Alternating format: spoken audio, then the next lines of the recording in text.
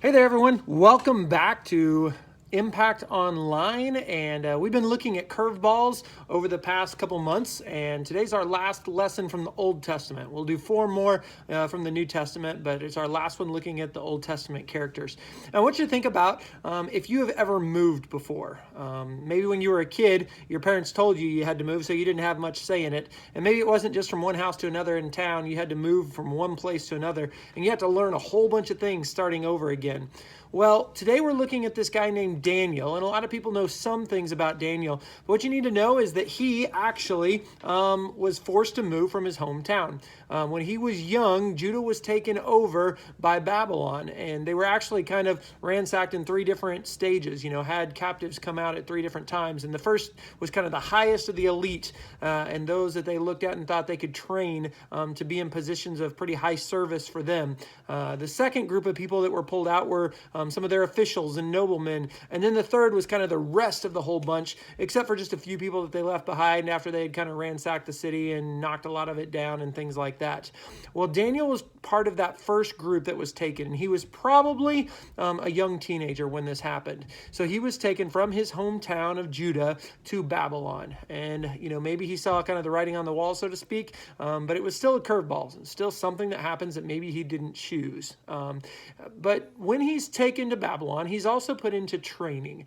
Now, this training isn't just like going to a class or something like that. He was in training for 3 years, and during this time, they didn't teach him the same things that he learned at Jewish school. I mean, when he was being taught the Torah, the first 5 books of the Bible. Now, instead, he's being taught the language of Babylon and the history of Babylon and the religion that Babylonians, worshipped and just all the ways of Babylon. And so there's all this new training that he is taking in. Not only that, he's given a new name. The king gives a lot of people new names who have some sort of tie-in with the Jehovah God. And so Daniel's name had kind of a tie-in with Jehovah God. So he's given a new name called Belteshazzar. All right, and again, that would point to another one of the kings or another one of the gods that they worship. So he's got new training, he's given a new name, and also in this new training time, he's given a new diet. They have all this choice food there out in front of him. But when you read chapter 1, you see Daniel kind of stand up and say, I don't want this. And he talks to the guard, and God watches over him through a test. And so he is able to continue to eat that which,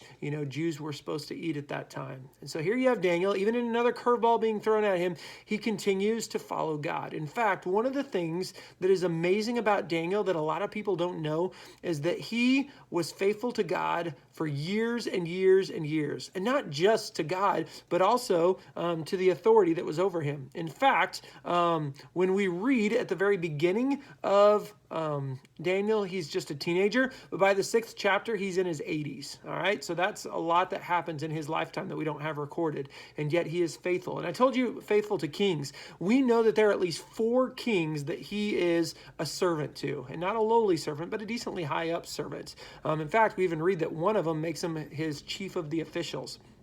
Some of the events that we read about during his time of service is there's 2 different kings that have a dream, and he's able to come and interpret those dreams for them. We know that the events of Shadrach, Meshach, and Abednego, when they don't bow down to this statue but get thrown into the fiery furnace, that happens while Daniel is still one of the rulers. In fact, he is somewhere else probably at that time, which is why he's not mentioned as standing strong there too. But then we also have this writing on the wall event that's found in chapter 5, that at this big party, this big hand shows up and begins to write these words on the wall, and Daniel's brought in to interpret what that means. So all these things happen with Daniel, and through it all, his faith is strong, even though he is surrounded by people who don't believe in God. And so then we get to the main event that probably people know about. And again, he's probably in his 80s at this time. He's serving the king, the third king that we know about. And this king is about to make Daniel one of his top 3 guys in his nation. In fact, talks about how he's ready to place everyone underneath him. But the leaders from that country did not like that this outsider was getting this high position. But I mean, that makes sense. Have you ever been in one of those situations where someone who maybe you didn't think earned something came in from the outside or whatever and got something more than you did.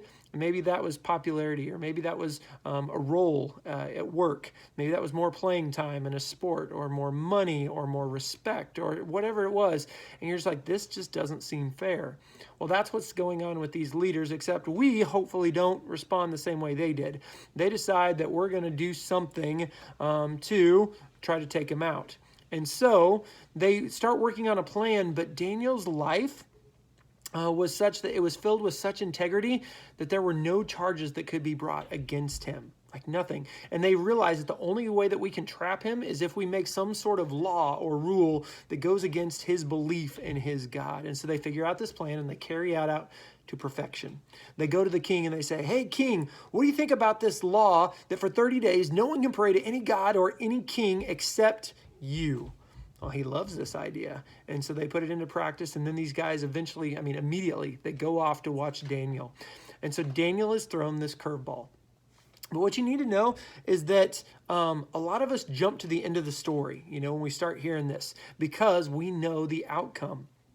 But before Daniel is rescued by God from the mouths of the lions, before those people who trapped Daniel are thrown into the lion's den afterwards and killed, before the king has done everything he can to try to save him, but it's unsuccessful. Like before all those things happen, Daniel learns about this law and he has a decision to make. What am I going to do? Am I going to continue to pray to God, or am I going to stop? And I know that that's going to allow me to be safe. What am I going to do? And so his response is found in Daniel chapter 6, verse 10. And it says this: Now when Daniel learned that the decree had been published, he went home to his upstairs room where the windows opened toward Jerusalem. 3 times a day, he got down on his knees and prayed, giving thanks to his God, just as he had done before. I love those last words, just as he had done before. He's like, I'm not going to change this. I have been worshiping God, and that's what I do, and that's what I'm going to continue to do. It's not just, well, maybe this opinion is a better way to do it or something like that. Like, I am going to do that which God wants me to do.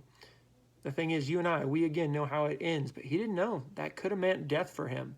And again, they tried to kill him. I think about Acts chapter 5, verse 29, where the apostles are speaking to the leaders and they say, we must obey God rather than men.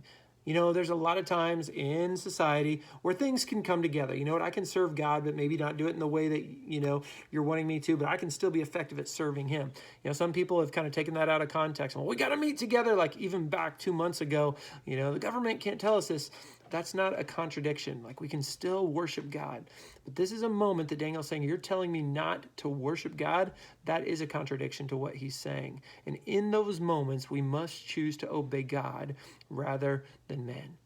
I'm just telling you, as I kind of step back and look at this story and look at all these things that happened to Daniel, like, first of all, I am amazed. He must have been this person who was super loyal and was wise, because time and time again, when a king would pass it on to the new king, or even someone else would come in and take over the land, they kept Daniel there. Like, I'm amazed at, how many times people buy out a new company and a lot of people are laid off. Only like the top people are kept. And here is Daniel choosing to be kept every single time. So that says something about his character. The other thing that I just think about is his lifelong faithfulness. Man, there's a lot of things that happen to people during a lifetime, and to watch them be faithful, it's pretty inspiring. There's a lot of wisdom that we can learn from them. And so even in the curveballs in his life, he chose lifelong faithfulness. And so in that way, I want to be like Daniel, and I hope that you do too. So look for this week, ways in which you can be faithful to God. And even if a curveball comes, you can still continue to live for him. And may those words, we be living the way just for God every single moment, that it says we do things just as we had done before. And again, that's not getting stuck in a rut, but it's our lives looking continually like we're serving him. Have a great day, students.